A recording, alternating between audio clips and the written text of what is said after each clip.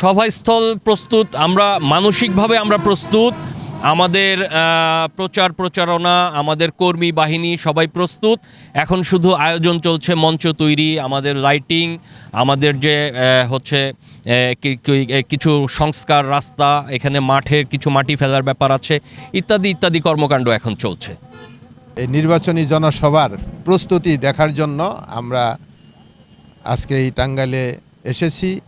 গত 2 দিন আগেও এসেছিলাম এবং এই প্রস্তুতি দেখার জন্যই আমাদের এখানে আগমন। আমরা ইতিমধ্যে মঞ্চের কাজের অগ্রগতি এবং মাঠের কিছু সংস্কার এগুলো সহ আরও কিছু আমাদের নিরাপত্তার খাতিরে কিছু দিক নির্দেশনা আছে, সেগুলো আমরা ইতিমধ্যে যারা দায়িত্ব পালন করছেন তাদেরকে আমরা সেই সকল দিক নির্দেশনা দিয়েছি।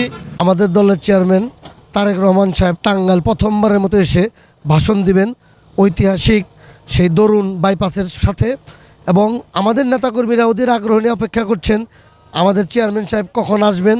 এবং তার এই আগমন উপলক্ষে টাঙ্গাইলে একটি শ্বাস রব পড়ে গিয়েছে। বিশেষ করে আমাদের সদর 5 আসনের বিএনপি মনোনীত প্রার্থী আলহাজ সুলতান সালাউদ্দিন টুকু ভাইয়ের সার্বিক সহযোগিতায় এবং তত্ত্বাবধানে আমাদের এই সমাবেশের কাজ দ্রুত গতিতে প্রস্তুতি চলছে। টাঙ্গাইলে তারা এই আগমন উপলক্ষে টাঙ্গাইলের সমস্ত অঞ্চলে বিএনপি সহ সাধারণ জনগণের মধ্যে একটি উৎসাহ উদ্দীপনা লক্ষ্য করা যাচ্ছে এবং মানুষের মধ্যে স্বতঃস্ফূর্ততা নিয়ে টাঙ্গাইলকে আরও বেশি গতিশীল করবে। তার নেতৃত্বেই টাঙ্গাইলের 8টি আসনে বিএনপির সকল প্রার্থীরা প্রস্তুতি গ্রহণ করছেন এবং বিজয় ছিনিয়ে আনবেন সেই আশাবাদ ব্যক্ত করছেন।